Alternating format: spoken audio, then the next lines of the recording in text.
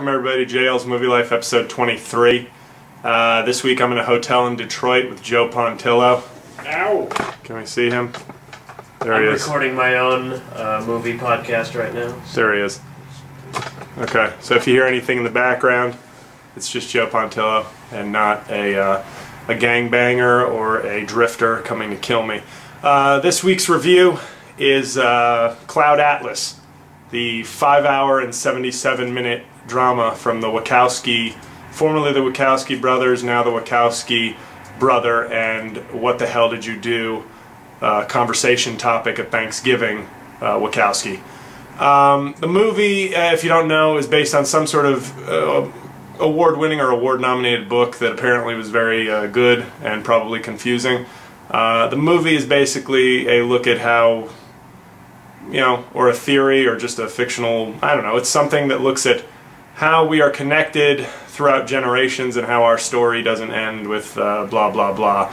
So it's very metaphysical and very thoughtful and probably dreamed up by some sort of philosophy major who was smoking marijuana or something stronger and came up with this. It's actually a pretty enjoyable movie. It stars Tom Hanks and Halle Berry, and it basically goes through, it starts in the 1840s.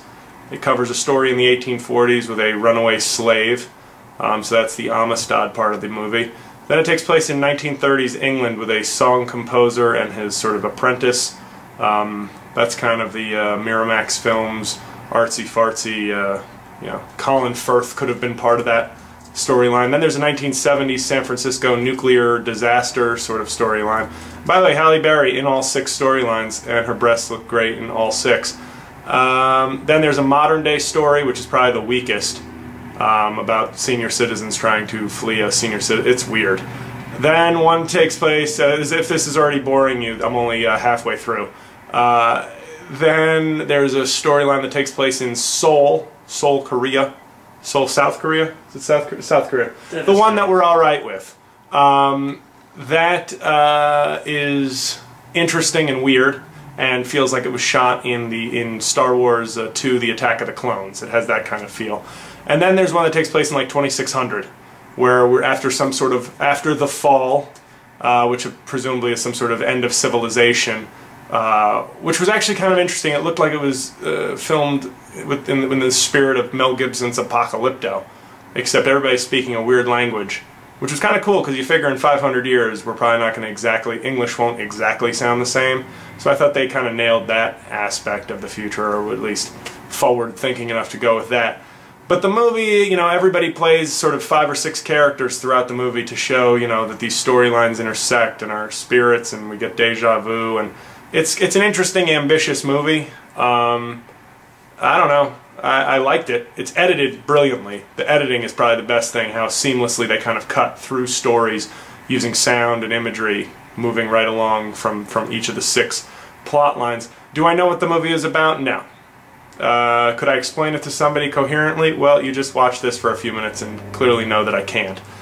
Did I enjoy it? Yes. So I don't really know what to give this movie. I'd give it a B+, because it's cool, it's well edited, it's well acted, but I can't give a movie higher than a B+ if I don't quite understand what I'm watching.